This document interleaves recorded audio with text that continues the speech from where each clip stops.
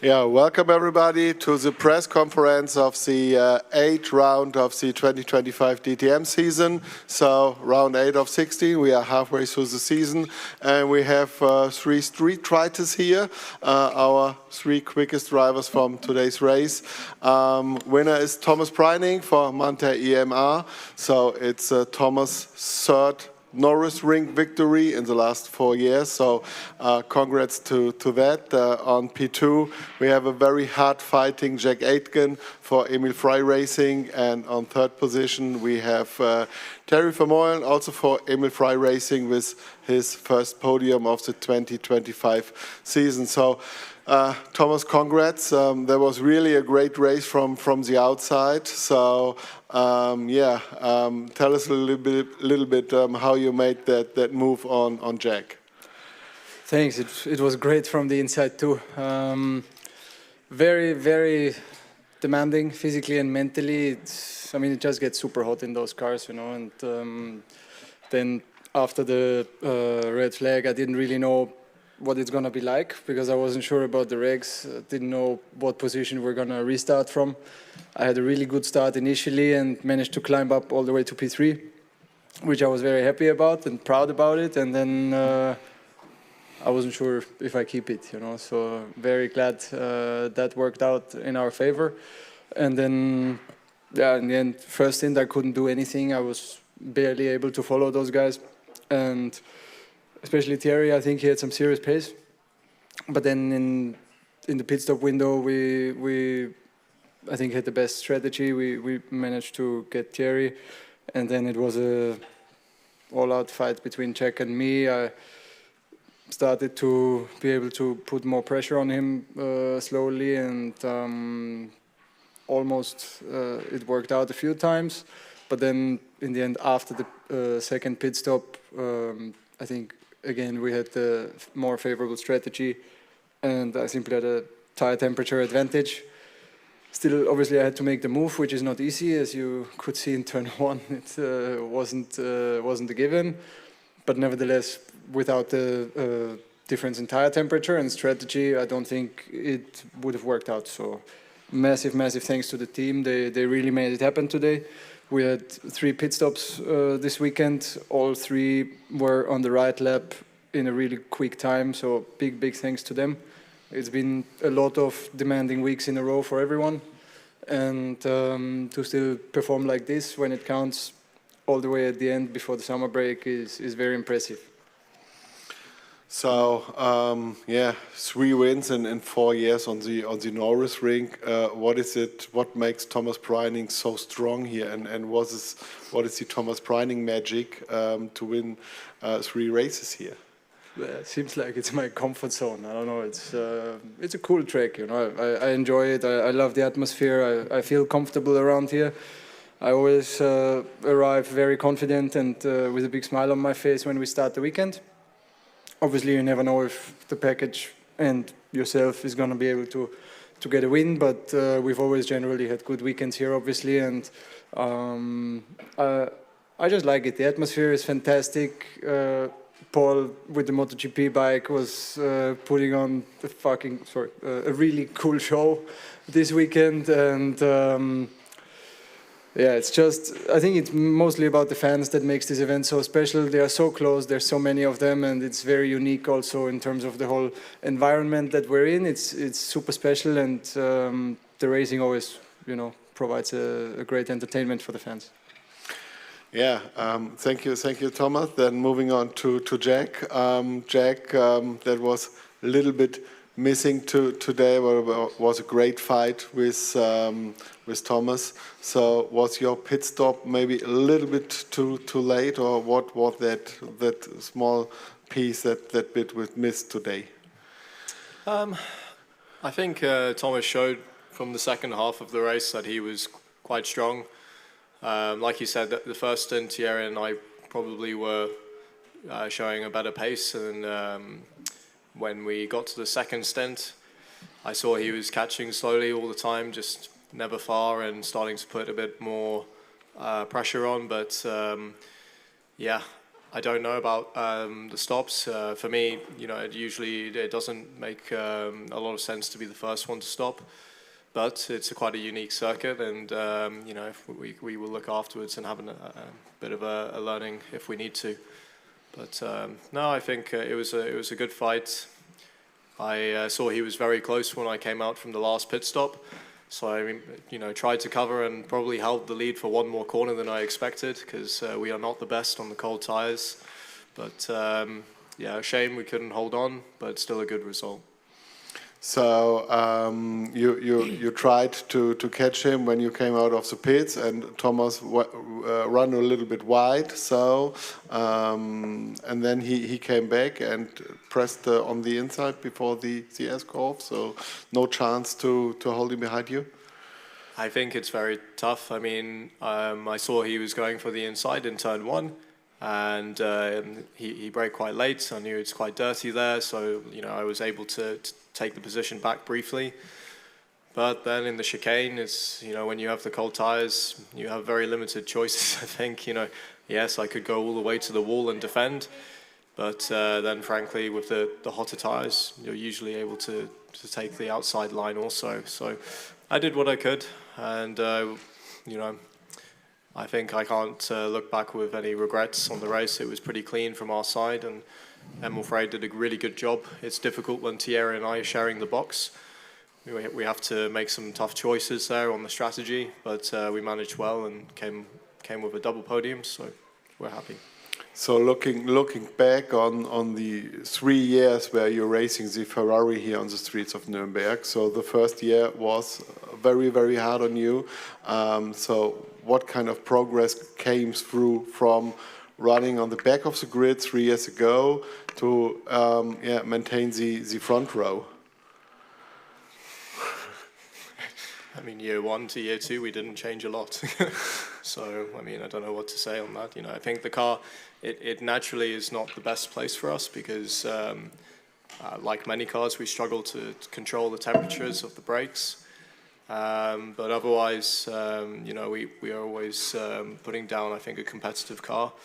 And the last 2 years showed it. So we didn't change a lot from last year and just cleaned up some things and got some better results as a result. Okay, thank you, Jack. Thierry, tell us a little bit about your race. So you started from the pole, your second pole in DTM, and then we had unfortunately a red flag after the start. So tell us a little bit about your view of the race. Yeah, we of course had quite a strong car in qualifying, so managed to put the lap together and start from the front, which is definitely a nice feeling around here. And the initial start was also quite good, so stayed in position. We had the red flag, and after the safety car restart, also everything seemed quite under control. We know that for us, obviously, it's a big benefit to be in the front just to keep the cooling in the best window. So the pace was good and quite consistent with Jack. We had a nice gap with the 2 cars behind, so it seemed all quite under control at that point. Then we had a short Focus yellow, which I think maybe we changed the strategy because of that, which maybe looking back at it wasn't the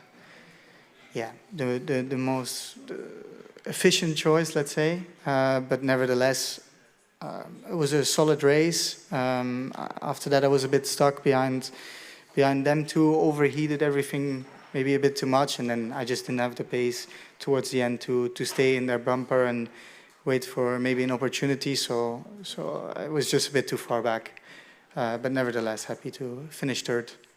So there was an all Emil Frey front row today.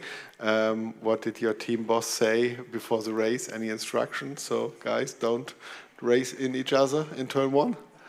I mean, Jack and myself, we've been teammates now. This is the 3rd season. I think we respect each other very well, and we've been doing a lot of racing together in different races, and it's always been hard but fair. And also we knew heading into this race that was going to be all good.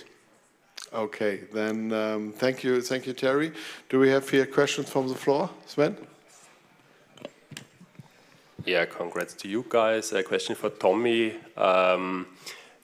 It took a while until you came out of the car. How tough was it? How was your state at that moment? And what was the problem? I think you had some kind of, when you were running, I heard something, you had kind of an injury. Yeah, I rolled my ankle a few weeks ago running. Didn't really heal well with all the 24-hour races. So Okay. gonna really help now to have some time off. Mainly I was just drinking when I was in Park Ferme, because the drink bottle officially is not part of the car, so it has to go out of the car for weighing, but you still carry the weight for the whole race, so you want to make sure you keep it for the weighing, so it's in here now. Okay. Yeah, you tried a couple of times to overtake Jack. It seemed to be very difficult. How difficult is it here to overtake, also with the Porsche? In general, it's one of the tracks where you can overtake better, I would say. Not easy for us. We're obviously not that close at the end of the straight. Sometimes when he had a bad last corner, or when I managed to pressure him in the last corner, I was close in going into turn one, and I kind of thought about it, but also I didn't want to take an insane amount of risk. Then once I was very close before the last corner, and I knew we were much stronger on the brakes. Found out it's very dirty on the inside, and I couldn't slow down at all. And then, yeah, same after the pit stop. You know, when he came out the pits, I knew he has cold tires, so I sent it in turn one. But also there, the inside is a complete disaster. It's fully dirty, and didn't slow down. But then finally, turn two, obviously, I managed to make it stick. It was for sure a massive difference in terms of grip, being on the second lap of the tire, but still one of the cooler moves. You were one of the teams that managed to get the tires, at least from my impression, to get them up to temperature a little bit quicker after the stop. Do you have an explanation for that? How No, do it was you just manage? full Yeah, risk. Thomas, tell us, please. For listening. It was just full risk. I mean, I knew it's a used tire, obviously. Yesterday it was more difficult with the new tires. You need to scrub them first, but with this it's a bit easier. Obviously we did a lot of data analysis from yesterday's out laps to maximize that. We always try to squeeze everything out of the car that we can. And I knew it's for the win, so I went all out, which is something that normally I'm not pushing like this on a street track with cold tires, because the risk you're going to end up in the wall is quite high, but today I believe it was worth the risk. So that was all we had. You also said before that it was very cool that Paul Espargaro did those laps here with the MotoGP bike. Your father is, of course, a motorcycle legend.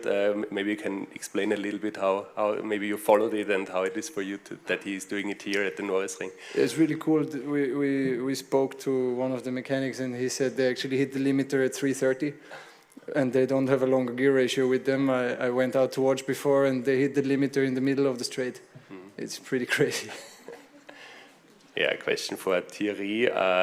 You said before, under full course yellow, you changed the strategy. Maybe you can explain a little bit how you changed it. Well, we stopped earlier. I'm not sure exactly why. I'm sure with the calculations we had that there was a reason for it, and you know, this is part of the game. Of course, sometimes you win, sometimes you lose. So I'm sure that we'll work hard as a team to review everything and see how we can do better all together. Yeah, you have already been very close to your first victory at Sachsenring after your pole position this time as well. What do you think is the reason? Which maybe do you need to make some progress as a team as well? That this victory, this final maiden victory in DTM, is possible for you? Yeah, for sure. I mean, obviously it hurts when you're leading and then you lose it. But other days also the car was capable of being at the front, and I didn't do it myself. So we just work as a team, and hopefully we'll be in the position to do it again this year. Do we have more questions here from the floor? Yeah, hello guys. Congratulations to all three of you once again from my side. I have one for Jack and for Thierry. have you taken team tactics into consideration at any point during this race? Because you know to be on the safer side in terms of winning it. I tried to convince Thierry before to let me past into turn 1, but he didn't seem keen. So, no, I think it's quite straightforward. We, you know, like Thierry says, we have a very good relationship. We have a lot of respect, and within Emil Frey, I think we are very. There is a good team mentality. It's quite clear that we prioritise the leading car. So, you know, in the first round of stops, they had the choice of the pit lap. And then afterwards, I had the choice when I was leading. We are always trying to keep the cars in a good condition, but we are also free to race. So I think it's a good balance. Yeah, exactly that what Jack says. I mean, I think you just try to do the best for yourself without limiting your teammates' performance. Thank you. Okay, then thank you everybody. We now take a small summer break in DTM, but we will already be back next weekend for some more nice MotoGP action with the German Grand Prix at the Sachsenring. So everybody who wants to see more of those screaming motorcycles, come around next weekend at Sachsenring, and we are back with DTM in 4 weeks at the Nürburgring. Thank you and enjoy your time until then. Bye-bye. Thank you. Thank you.